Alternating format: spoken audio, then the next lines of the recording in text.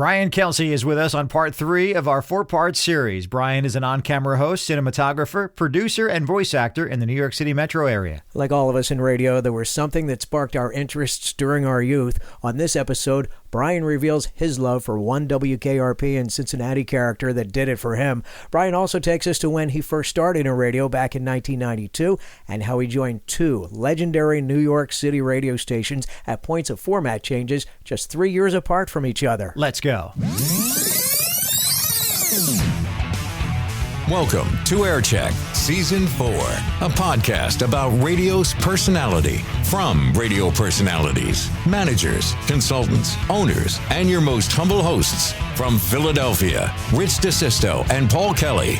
I'm Rich DeSisto. And I'm Paul Kelly. This is part 3 of 4 with Brian Kelsey. On our previous episode, Brian explained how COVID-19 impacted his TV show, 10 Minutes With, as Today Show host Craig Melvin was forced to social distance and be interviewed outside in the cold. I put a beach chair in the driveway, PA speaker out there so he could hear on the ground, a microphone. Pete was standing by with a big thing of bourbon. I brought the fire pit around. He literally just pulled up, got out, sat down, everything was rolling, and the fire pit was there, and he had a great time. Afterwards, he was really thankful and really nice. We also relived the late Gilbert Gottfried appearance. With every guest, I try to do something other than the interview, not really a game, but just something other than just the interview. And Gilbert, I just asked him to do a whole series of impressions, just like rapid fire. Brian also shed light on his other TV show, Kelsey on the House, and the time he spent with Martha Stewart on her TV and radio shows. I got asked to be on the Martha Stewart radio show, which is on Sirius, and so I was on that. And then Martha asked me to be on the TV show. Our next guest, he's a licensed contractor and also the co-host of our Morning Living on the very popular Sirius radio channel, Martha Stewart Living Radio. Please welcome Brian Kelsey. Brian Kelsey, everybody. Let's go back to the radio days, Brian. We met back in 1994 in New York City at the pure rock days of Q-104.3, WAXQ, the early days of that radio station, which since has become a very successful classic rock station in New York. But your first taste of radio came years earlier in Connecticut at 95.9 The Fox. Talk about how you landed that first radio gig. I would imagine living in the proximity of the New York City radio market, you had tons of influences. Touch on that as well. It all goes back to television. I hate to say it. WKRP in Cincinnati was, there you go. And still one of my favorite shows, Dr. Johnny Fever. Rest in peace. That was The Pretenders. That's an imported item. There'll be a stateside album out, due out soon. And the tune was called The Wait. But the wait is over for you, babies, because the doctor is taking calls on the big KRP giveaway contest. The 2 final pair of tickets are yours for that big concert tonight. If you can complete this sentence correctly, are you ready? Caller number 1, disco is... fun. Wrong. Caller number 2, disco is... Heaven. You people are way off. Caller number 3, you're on. Disco is hell. You got it, my man. And after watching that, I just always wanted to be a DJ. I always wanted to be on the radio. I just loved it. So I, started interning like many people do in radio, which is the best way, by the way, to get into radio. Intern, be awesome, get coffee, do whatever you have to do, and you will get a job and just have a good attitude, and it'll take you as far as you want to go. Just side note there. And so I started interning there, and I was, I had to wear the Fox costume and 95-degree heat waving on the road, like all that stuff. I was in college. I was going to the University of Maine, and so this was during the summer, and by the end of the summer, it was really funny, actually. I'd never even been in the air studio, never even been on the air, never been in the studio at all. But they knew that I was taking a radio course at the University of Maine, which, by the way, I failed because your exam is to do an air check, and I was so bad that I failed it. But anyway, so they're like, "Hey, Brian, this guy, the overnight guy, it's an emergency. He can't come in. You said you've been on the air. You're a radio. Can you come in and do 12 to 6, midnight to 6 a.m.?" And I listened. Luckily, I'd listened to the station, so I knew what they did. But so I said, "Of course, no problem." Westport, Norwalk, Stamford. The next generation of classic rock is here. This is 95.9 The Fox. Fairfield County rocks. So I came in at midnight. The guy was coming out, just showed me how to do everything, and I kind of got the hang of it by the morning. The morning show guy was the program director, and he liked what he heard, and he hired me. So I never ended up going back to college because I had a job at the end of the summer, and I was like, I'm a mom, dad. I'm going to take some time off, see how this works out, and then I never went back. Who was the morning guy, the program director that hired you? Mike Fitzgerald. And he did. He also moonlighted at CBS FM. CBS FM 101.1. That was the start for the grassroots. Let's live for today. This is Mike Fitzgerald. Good morning. We have 24 to 7 o'clock. Very hot day ahead. We're at like 79 degrees now, but take care of yourself today because it'll be up in the hundreds. It is the CBS FM 40th anniversary celebration. You're probably listening saying, well, I know that guy from somewhere. Yes, I was here for a long time. What year are we talking here? Early 90s? Yeah. Oh, God. 92, 93, something like that. You were still attending college in Maine at the time. Did you ever go back? No, I didn't. I was like, what? I've got a career going. I never went back. I was there for 3 years. And then I heard that Q-104 was changing formats from classical. And so I sent, I made my, my demo tape, my demo cassette. And my air name was Brian Savage, which I didn't choose, by the way. And so I had a balloon made up that said Brian Savage on the air, in the air, pop and listen. I put the tape in there, blew up the balloon, and put it in a box and sent it to New York City. And I got the job. And he afterwards, the program director there said that was one of the reasons. Not because you had any talent, but just They could see creativity. What kind of a balloon was this? Was this like a party balloon, or was it one of those? Just like one of those, you buy, you blow it up. It's not helium, but just like a regular old balloon. Because I found a place you could get them printed up. How did you get the cassette in that opening of the balloon? Oh, it was tricky. I had the two-person operation. I had to stretch it in there and get it. It took a couple tries, but I got it. I did something similar. Bob Elliott was the program director back then in those early days, and I did something similar to get.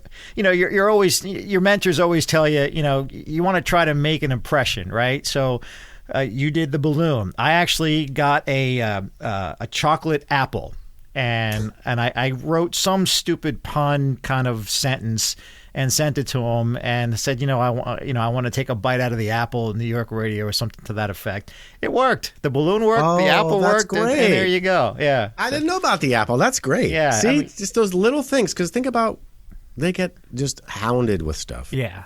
We've talked about the Q-104.3 phenomenon a few times here on previous episodes of Air Check with Eddie Trunk and Greg O'Brien, two coworkers of ours. I got there in the spring of '94, but you were there before me. And with the help of your balloon, talk about your time there and how it all started. They had just started, so they didn't. It was a classic radio. Classic radio meaning like they didn't want to tell anybody about that they were changing formats. So they couldn't really hire anybody, so they changed formats, and they just had people there doing production. I think Vinnie Marino was there doing the actual production, and Bob Elliott, who was the program director, he was doing the voice. Q-104.3, New York's pure rock. And so they needed a production director. They needed someone to do all the promos, all the bumpers, the commercial production, all that stuff. So that's what I got hired to do. And soon after, I started voicing the station. At Q-104.3, you don't have to sit through something like this to get to this.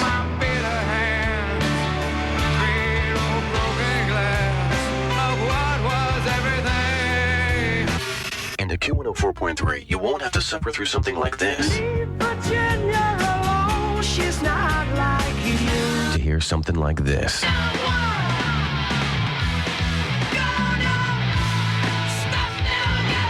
New York's pure rock. Yes. Q-104.3. Meanwhile, the station, the place was like the board in the production studio was no joke. I must have been from the I mean, it must have been from the 70s. Like there was no faders. There was all pots, all like, like those old big turning things. And that's what I worked with for the entire time that I was there.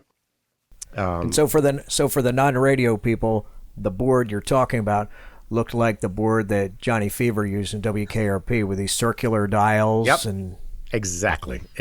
And if I remember correctly, we were in a building stage. Literally, they were rebuilding the studios, and they had raised the floors so they can get all the cables underneath, and there was a makeshift studio on one side of the suite that we were in. It was like this huge room. I guess when it was the classical station, they might have had classical bands in there or symphony orchestras in there, and then they ended up building this other little studio down the hall, and it was all connected. And now I don't even think they're in the same building anymore. But I remember that whole building process. It was kind of strange and uncomfortable, but it worked. It never ended. They were always building. I don't think it ever finished, and then they fired us all when they changed formats again. So Air Check, a podcast about radio's personality from radio personalities. You're listening to Season 4.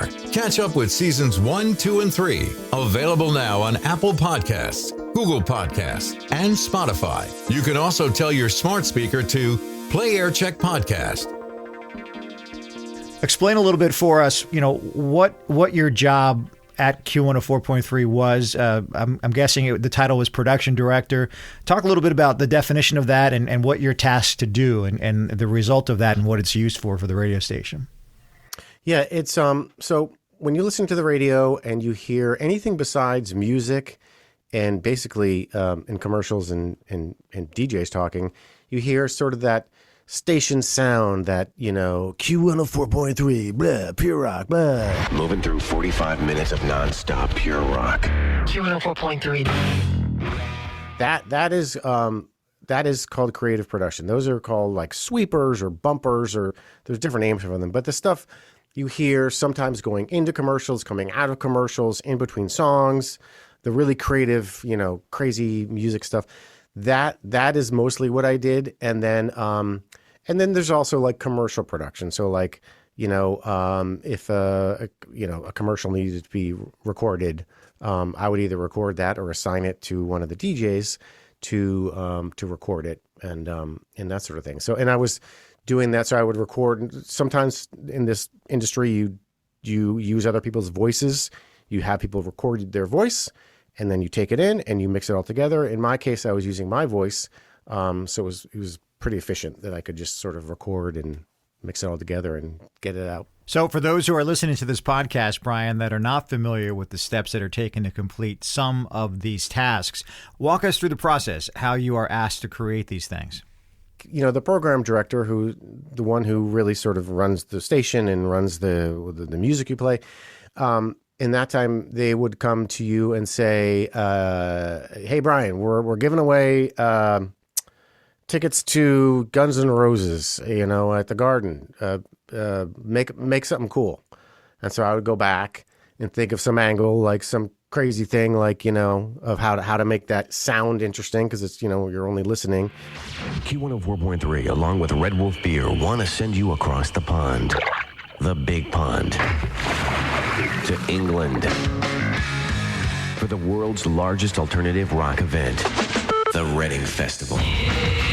Where, you'll enjoy such stimulating musical entertainment as Soundgarden, Green Day, White Zombie, Smashing Pumpkins, Foo Fighters, and Neil Young with Pearl Jam. Q-104.3's Mark Raz will be broadcasting from the event. Okay, don't laugh.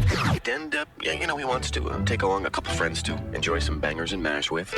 You'll win a week-long vacation for 2, compliments of Red Wolf Beer and Q-104.3. Keep it locked where it's pure rock to win. And you could be on your way to England, courtesy of Red Wolf Beer. Follow your instincts. And... Wait, what are bangers and mash? Can I say that? Q-104.3. And so I would write it out and then I record it and, put it all together and hopefully...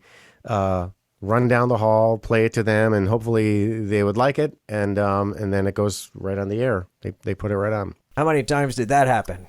All the time. Q104 was pretty straightforward. It wasn't too much. But then when I got to KROCK afterwards, that's where it got really, really hairy. The KROCK piece in your story is pretty neat. I mean, you found yourself, like we all did in June of '96, out of a job. Q104.3 was changing format from pure rock to classic rock. They were bringing a whole new staff in. KROCK had already changed from classic rock to alternative about 6 months prior in January. Talk about that part of your radio journey that seamlessly landed you at KROCK. When they change formats, basically, they really try to tend to clean house and get everybody out, just because it's just, there's no hard feelings. It's just the way it is. But usually in radio, they let you go, and it's not like other jobs where a lot of times you'll have a week, a month, whatever. It's usually like, end of the day, get your things and go. So, we my turn to go in there. Thanks, Brian. Goodbye. But I was still on the air. I still had an air shift that night, which was kind of crazy because, like, if I was a crazy person, I could have gone on the air and been like, I was just fired and this station sucks and everybody blah, blah, blah. Of course, I didn't. But anyway, so it just how happens that KROCK, like you said, changed to alternative, and they were looking for a really super cutting edge.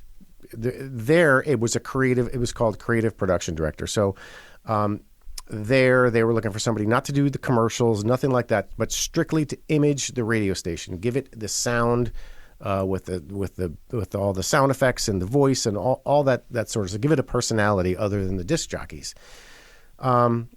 So I applied and got the job and went over there.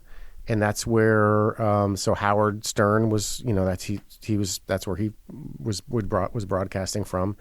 And the way it's set up, it's just a one hall. Howard was on one end and my studio was on the other. And so I started doing, it was very high pressure. It was because the program director there is one of the biggies in the industry, and he was coming from Z100, and so he had a lot on the line to do the station. So he was very tough on me, but in a good way. Like, I would come up with an idea for, hey, Brian, we're giving away cars this weekend. Come up with something good. And I'd make something and he'd go back and like, nope, come back with something else. This is Steve Kingston. And so at the time, it was like, oh, what? But man, he knew his stuff. And so I would go back and do something else, and it was much better. 92.3 KROCK. Hey, what's happening at KROCK? It's KROCK and Killian Show Your Shirt Parties. Join us Saturday. It was really fun. It was great. It was just high energy. It was just New York City. It was just, the peak, the alternative rock. This was like 1997, 98, 99, that sort of time. And then soon after I got hired there, Howard, who I've, listened to my whole life, he came down the hall, came into my studio, like provoked, and just walked in. He's like, hey, Brian, I'm Howard. I'm like, okay, I know who you are. Yes. and he said, he's like, I'm a big fan of your work. Would you like to do what you do for KROCK for me? And I was like, hell yeah, of course. Kids love it. What you're experiencing is Howard Stern. What is it, Sandy? Hi, Howard. So I talked to Steve Kingston and they all worked it out. And so I started doing it for the same thing for them, doing like anything I could think of, it was just wide open. Anything I could possibly think of, I would just make and send it to Gary Delabate, Baba Booey. He was the gatekeeper, and they just said they loved it. These song parodies, and this is before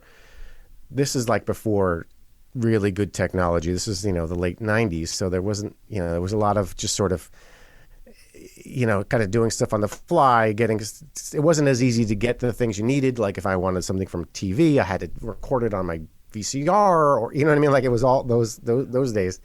So I just kept making stuff, and they loved it.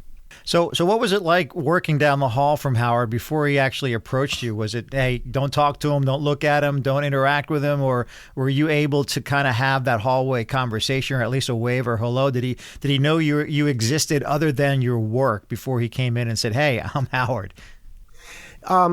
Well, yeah. I mean, he was that way to everybody. Like is the nicest person. Like it's, and not just in the pleasantry in the hallway, which he's very uncomfortable with anyway, which I totally get. But he makes an effort. If he's walking out, he's all like, hey, Brian, or hey, Sue, those are new pants? Those are new pants?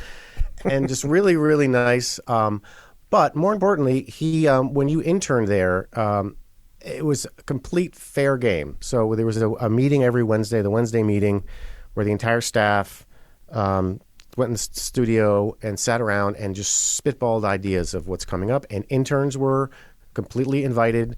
They could make suggestions. So many of the suggestions that interns made, because I was in those meetings too, made it on the air. And then a lot of those interns, continued on to work there. So he was very, very open to, if you've got a great idea, who cares? Bring it up. So you're there, you're part of it, you're in the thick of it.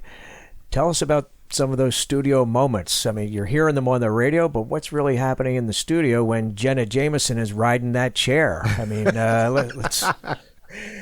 It's exactly like you'd imagine, because I'd be in the studio with headphones on and a microphone trying to record something, and I would just hear, even though everything's soundproof, just screaming or like thumping down the hall or whatever, and I'd go look, and every time it was just something like you just could never, you just never know what's going to come down the hall. And there was one time where I was in my studio just doing something, and five, and I want to say they were in bikinis, but they were much less than bikinis. Five, these models, women, beautiful, they came in. They're like, "Hey, there's no, the green room's full. Can we wait in here?"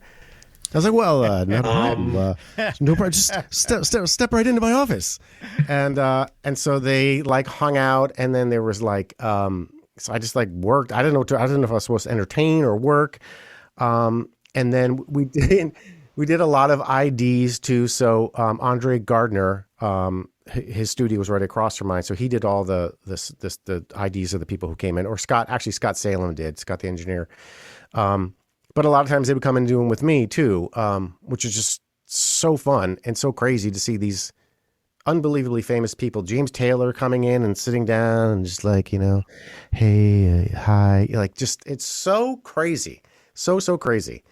But it was just such a great time.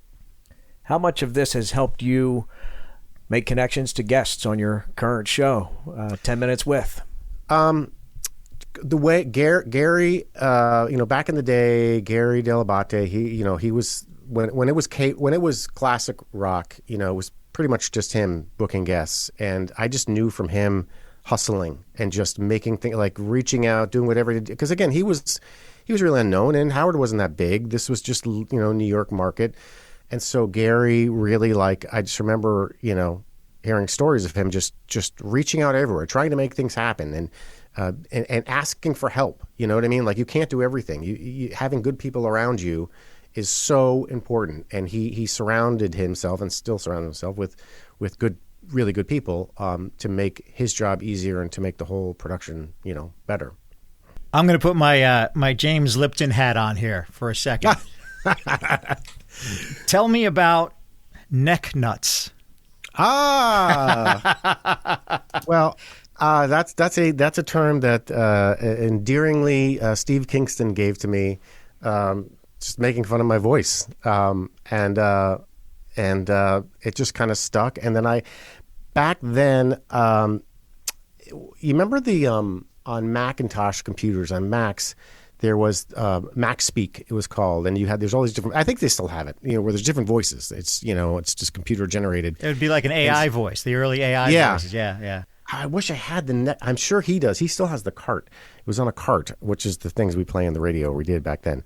But so I just decided to lay into it, and I just grabbed one of those sounds, and it was it came out neck nuts. It was like one of those computer voices. I put it on a cart, neck nuts, gave it to him, and whenever I walked into his office, wouldn't even say anything. Would just turn around, hit the button. It was so loud. I'd go, neck nuts, neck nuts, and we go, nuts, what you got for me? Come on, nuts, don't let me down. Neck nuts. And it was just an endearment. And he's still to this day, like he comments on posts, and he's just oh, neck nuts. Man, that must have been a lot of fun working at KROCK and with Howard. In our next episode, Brian credits his radio mentors. He also lets us in on some other projects he's working on and who else he's looking to get to guest on his TV show 10 Minutes With. Maybe Stern. You can follow us, stream, and download every episode of Aircheck on Apple Podcasts, Google Podcasts, and Spotify. You can also tell your smart speaker to play Aircheck Podcast. If you haven't done so, give us a great rating. We'd also love to hear from you on our Facebook page, Aircheck Made. I'm Rich DeSisto. And I'm Paul Kelly. We'll talk to you soon. Closing out another episode of Aircheck, a podcast about radio's personality from radio personalities. If you have radio stories to share, we'd love to hear from you. Join the Aircheck guest list. Email aircheckme@gmail.com. Musical props are Chris Gordon's. Announcer props, I'll take those. Greg O'Brien, the OB. Aircheck is available now on Apple Podcasts, Google Podcasts, and Spotify. You can also tell your smart speaker to play Aircheck Podcast. Aircheck is the creation of RDPK Productions.